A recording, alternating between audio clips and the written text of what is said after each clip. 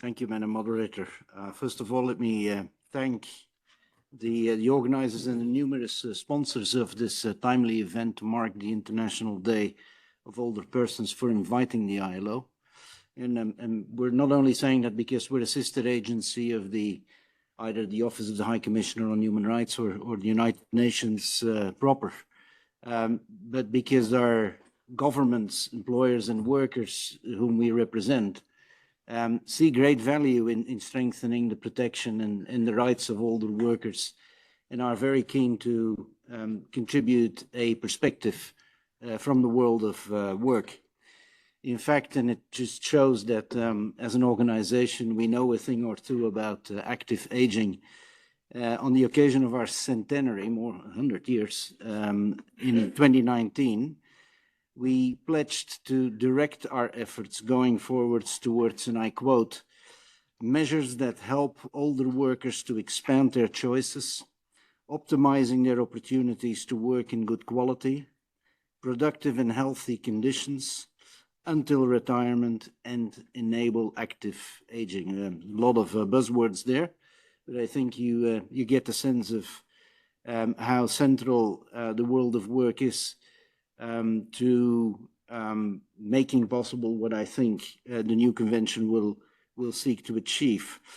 And that imperative, of course, officially declared on that occasion, came out of a reflection around what we call the future of work, which identified technology, and I'm very happy to have our colleagues from the ITU on the panel today, technology, climate change, open economies, and last but not least, demographic shifts as forces that we all have to confront together to maintain human dignity at work and beyond. And so it is that the initiative, the very welcome initiative to enshrine the human rights of older people into a new convention and enshrine it in international human rights law is also inspiring us at the ILO at this point to consider having a general discussion at the highest organ of the ILO, the conference, on the labor market implications of demographic shifts, and we hope to be able to do this by or around 2030. Social development measures are also very likely, and social development measures to enhance the life and work of older persons are also set to feature quite prominently in the political declaration that is likely to come out of the Second World Summit for Social Development in two months from now. I'm speaking here about demographic shifts, because the fact, and sometimes there's a little bit of tension in this area, because the fact that some regions have a burgeoning youth population should not blind us to the fact that aging is ultimately, as we see it, a universal trend that will transform societies, economies, and labor markets. Already today, 80% of the world's older persons live in low and middle income countries. Rural areas are aging even in countries where cities are teeming with young people looking for jobs and a better future. And that simple fact already tells us that the need for articulating the human rights of older workers is really global, is really universal. As lifespans increase globally, the success story of our time, as was said, we see a new reality unfolding.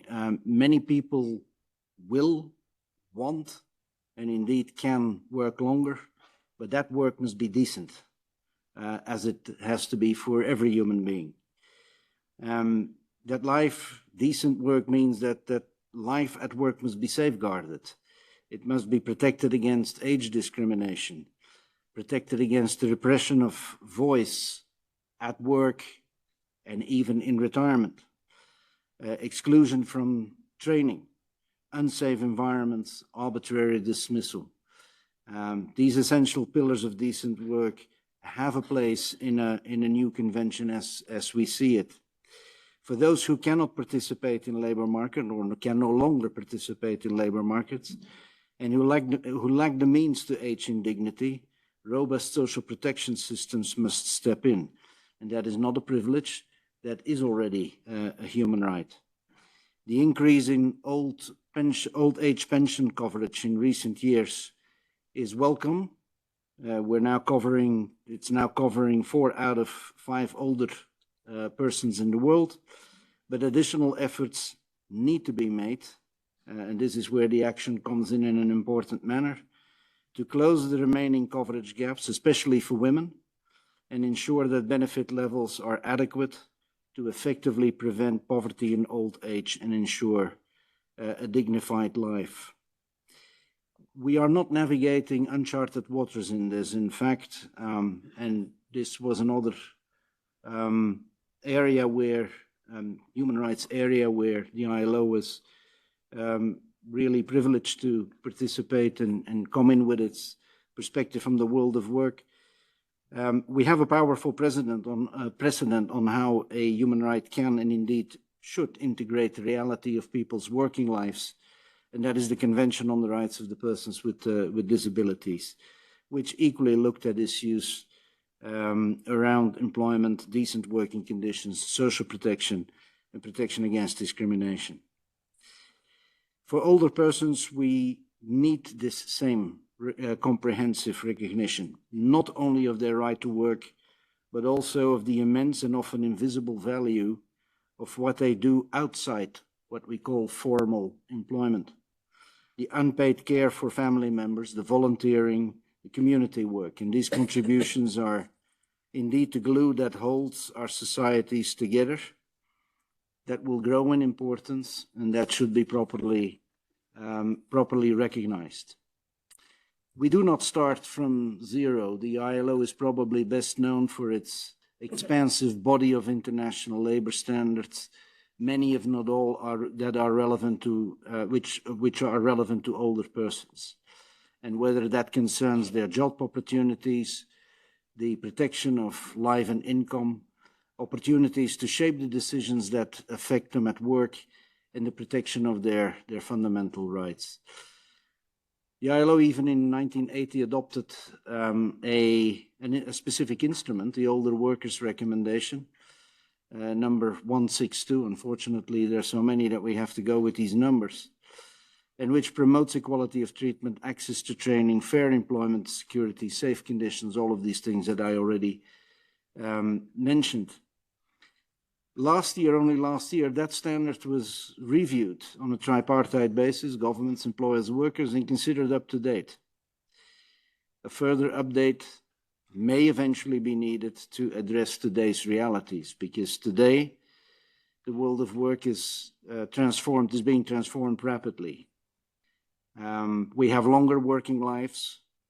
There is the digital transition, platform work, gig work, often in precarious conditions, widespread informal employment, growing reliance on unpaid care work. Again, these issues, in our view, should have pride of place in such an international important instrument. Perhaps most troubling is one of the more troubling aspects, perhaps is a better way of putting it. Yes, we see how aging is starting to divide societies, and too often older people are framed as a burden. That was already referred to, but we also need to be reflective of the need for intergenerational solutions and solidarity. It's important to recognize that the interests of one generation should not be sacrificed for another, for the simple reasons that societies function best when generations support each other and when everyone at every stage of life is adequately protected. So with this, I think we've pointed to a number of areas where we think and where it is probably appropriate that the centrality of work in a life of dignity is worth recognizing, and in that sense we stand ready to provide our every support to the instrument that is going to be developed. Thank you.